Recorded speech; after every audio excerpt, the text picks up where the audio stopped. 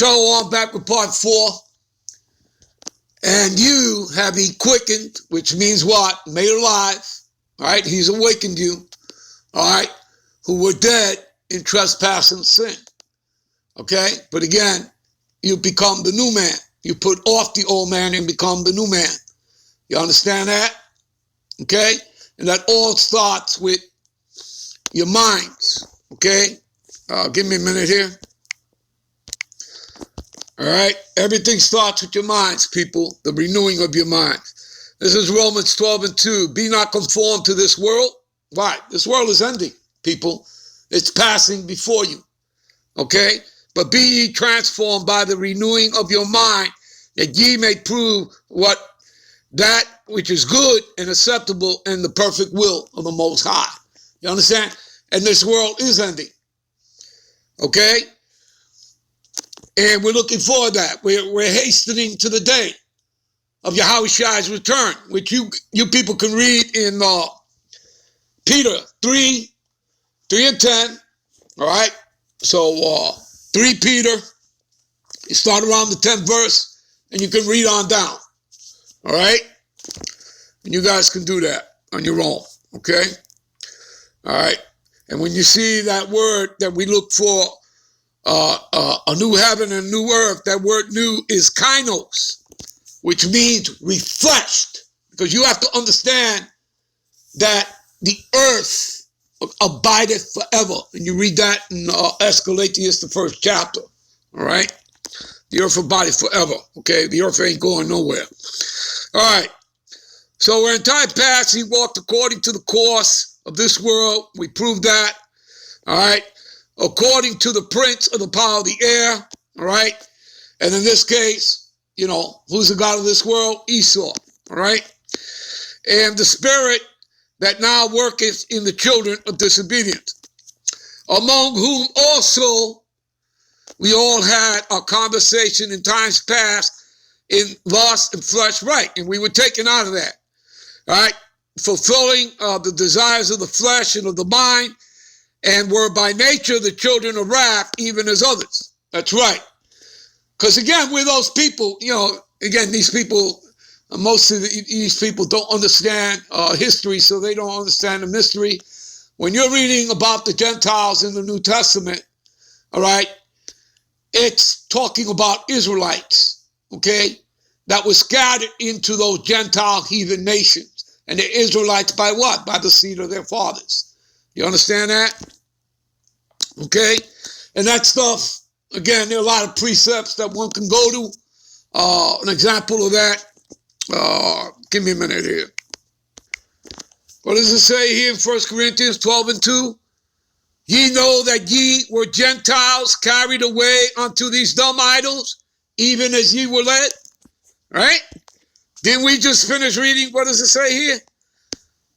That among whom also we had our conversations in time past with the lust of our flesh, fulfilling the desires of the flesh and of the mind, and were by nature the children of wrath, even as others. That's right. But we were the ones that were led unto these dumb idols of worship, right? Through our captivity, right? Yeah, it was us, right? Led by the heathen, starting with Esau, Edom, plus the other heathen nations. All right? But the Most High, who is rich in mercy, for his great love wherewith he loved us. All right? And that's through his mercies. You'll see that in a moment. Even when we were dead in sins, had he quickened us, right? Awoken us up, made us alive again. Not all of Israel, but what are to be his elect, his chosen. And again, that was already decided, okay, who his chosen would be, the ones who were written in the book of life. That was decided when they were spirits, okay, before the foundation of the world, before the world began, people, all right? So, even when we were dead in sins, had he quickened us, awoken us, right? Given us back the breath of life, All right. Together with Yahushua, by grace are ye saved. You see that? And what does grace mean? Mercy. All right. It's through the mercy of the Most High and His Son. And have raised us up together and made us sit together in heavenly places in Yahushua wa HaMashiach. All right. That in the ages to come he might show the exceeding riches of his grace. All right. And those riches are these scriptures, people.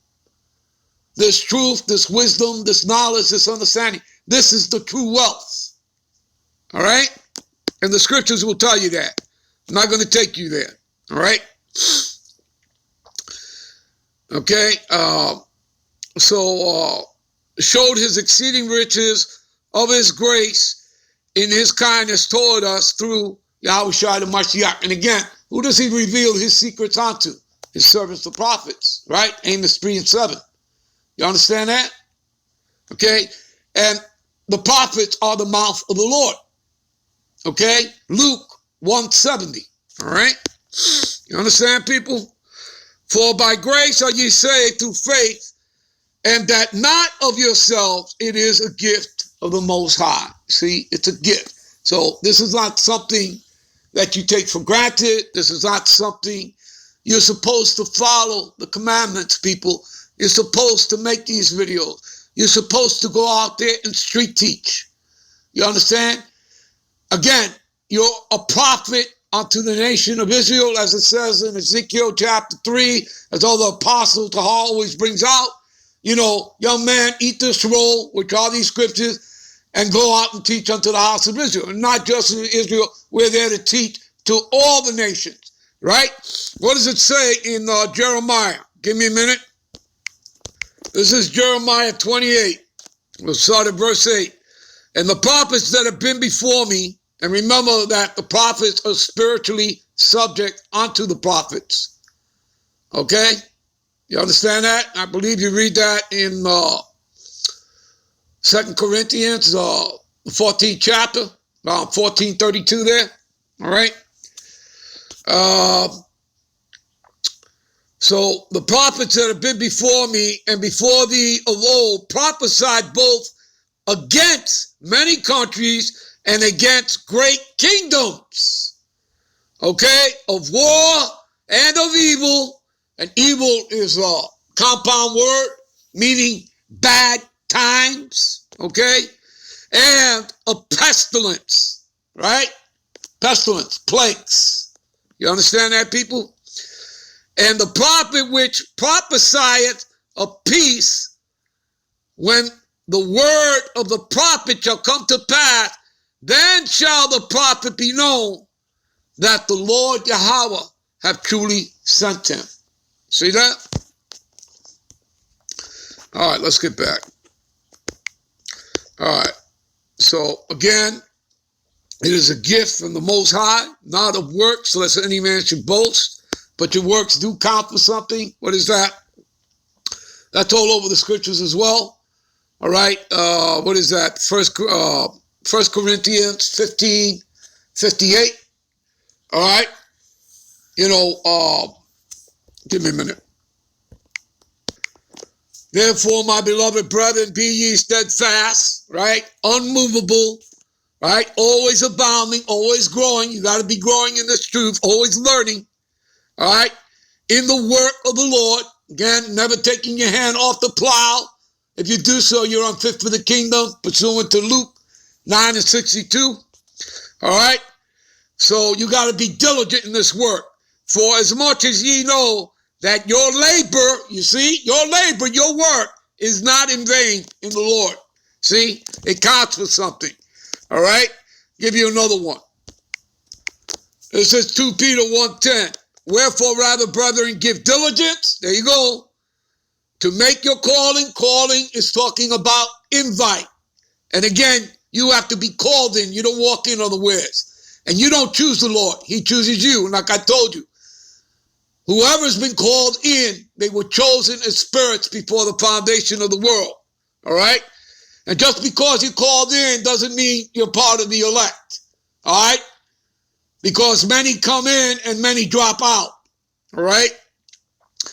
So give diligence to make your calling and election, and you have to get into that word, and that's talking about Israelites. All right?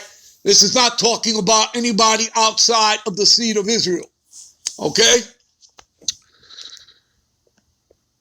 So, right, to make your calling and election sure, for if you do these things, you shall never fall. There you go. All right? There you go, people. All right, let's get back, shall we? All right? All right? For we are his workmanship. You see that? Created by in Yahushua unto, and he did. Because Yahushua was first created. He was the first spirit created by the Most High. Then everything you see was created by Yahushua, including the first fruits, the elect of Israel. They were created by Yahushua, right? Unto good works which the Most High had before ordained. See that? Ordained. That means decreed that we should walk in them. There you go. Wherefore remember that ye being in past Gentiles. Didn't I already read you? All right. 1 Corinthians 12:2. Know ye not that ye were Gentiles, carried away unto these dumb idols, as ye were led? Yes, I did. I read it to you. Talking about Israelites, people. All right. We'll call uncircumcision by that which is called circumcision in the flesh made by hand. And again, people, to understand, again, you have to understand the history. Just like, you know, the Pharisees, the scribes, the zealots, the different tribes of Israel, of the southern kingdom there, they wouldn't accept Yahushua as the Son of God. You understand that? Well, that existed all throughout Israel, that you had people that lived outside of Jerusalem, outside of Palestine, that were considered to be uncircumcised. All right, so they were mistreated and not allowed to be accepted as Israelites. But they were Israelites by the seed of their fathers. You understand? All right? And that continues to this day, people. All right? But remember, what does it say in Amos? All right? Amos, the 9th chapter, around the 11th verse. All right? It says, and it shall be as in the days of old, all right, gathering the house of David, okay? And I will seal the breaches thereof. In other words, for example, Ephraim will not be jealous of Judah, and Judah shall not vex Ephraim. You understand? Okay? So the Lord's going to seal up those breaches. All right? That at that time we were without Yahushua, being aliens from the commonwealth of Israel, strangers, you see, strangers. So talking about, when you read Isaiah the 14th chapter, all right, and it says, verse 1 and 2, and the Lord shall set us back in the land, shall have mercy on Israel and place us back in the land, Israel, and then strangers shall cleave to us. Again, this is referring to that. The strangers, the foreigners, they're Israelite foreigners, they're Israelites. You understand? You got it, people? All right? From the covenant to the promise, having no hope without the Most High in the world. But now in Yahushua, he who sometimes were far off are made near by the blood of Yahushua. There you go. All right? So that explains all that. All right? You know what, people? You guys can read the rest of this on your own. I'm going to end the lesson here. All right? Hopefully you all were edified. All right? And I'm on to the next one. Shalom.